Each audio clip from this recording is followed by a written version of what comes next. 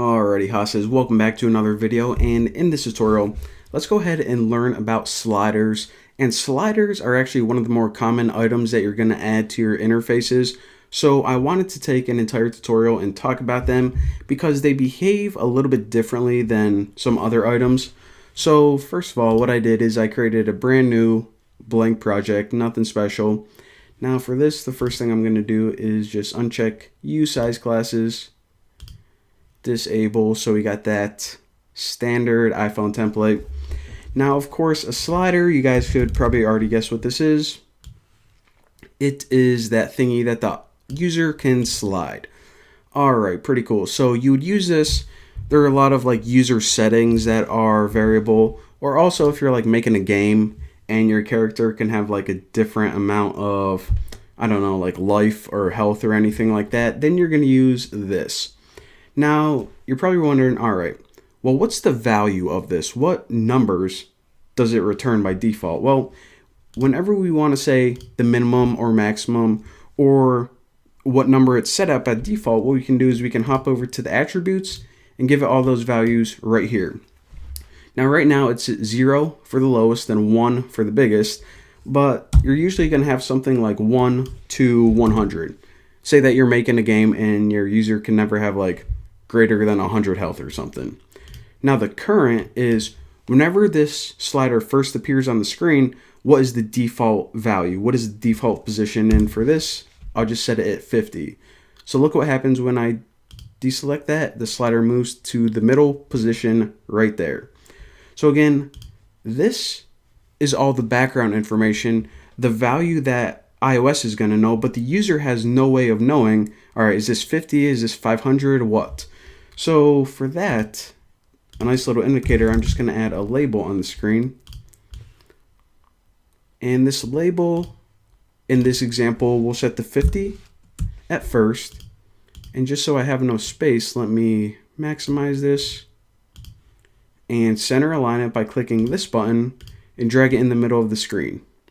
So again, all this demo is going to do is the user is going to slide this and it's going to change the value and display it to them. But again, in real life, you would want to do something like changing like the health of your character or something like that.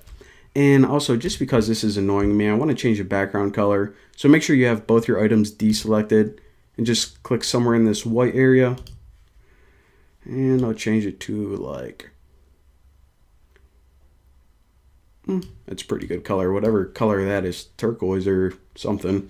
All right. So now what I want to do is I want to get rid of that file navigator. I don't really need it right now. And go to my split screen so I can see exactly what's going on behind the scenes. So let me just go ahead and get rid of some of these comments so it's a little bit more clear. All right. So the first thing we're going to need is, of course, an action. And the action, of course, to add it, you hold down Control, drag, create your action. And I'm just going to, first of all, change this to action. And what do I want to call this? I'll just name it something like slider changed. Now for the type, what can call this? Well, this slider right here, and hit connect. Now here's the thing. Before, whenever we made a button or something, these methods were just called pretty much one time whenever the user clicked the button. However, for a slider, what's going to happen is this method is going to be called every time the value changes.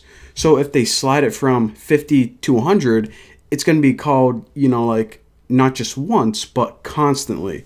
So it's constantly going to be called whenever they are changing the value of this. So that's why it's a little bit different than a button or anything like that. And you guys are going to see in the example exactly what I'm talking about. Now, another thing we need to do is if we want to change the text on this label, we need an outlet to it. So Control, stick it right up there. And yes, it is an outlet, and I'll just name it something really creative like label. All right, looking pretty good. Now, in our method or action, what I want to do is I want to show you guys a problem that we have by default. So if we take a variable, and what I want to do is I want to get the value of the slider. So what I can do is I can actually call sender, which is the slider itself. That's the object that's causing this method or action to occur. And on this, I can just get the value of it. Now, I don't know if you guys saw, but what that does is it returns a float. So even though whenever we look at this slider, the minimum is 1, the maximum is 100, and the current is 50. So in your head, you're probably thinking, all right, they can slide it to something like 64, 72, 10. But what's actually happening is it's getting the float value, so a bunch of decimal places.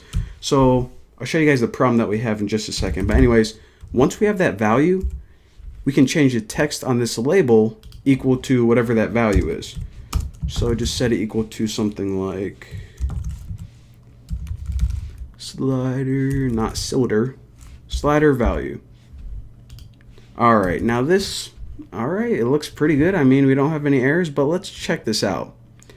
All right, and I forgot to change to my iPhone stimulator. All right, so build succeeded. Looking good. Now, that's interesting. All right, I put it to 1 to 100, and now, I mean, it's working fine, 1 to 100, but I'm getting all these float values, and that's not really what I want, because I really don't care, you know, how precise that is for just my game. So if you want this effect, then it's fine, you can leave it, but most people just want the whole number. So what you can do in that case is this. Let me just cut this. Now for the slider value, what you can do is you can call a method called lRoundF, and make sure you choose the one called float, because again, what this is doing is it's gonna give you a float by default. So just hit enter, and for the value, you can just write sender value. So this is the value from the slider, and what we're doing right here is we're just rounding it off to essentially the nearest whole number. So now if I run this, check out what happens. There you go. It gives us the effect that we were looking for. So that, ladies and gentlemen, is a slider. And in the next example, I'm going to be showing you guys one of the more, well, this was also a pretty common item, but another item that's used a lot, and that's segmented control. So I'll see you guys then.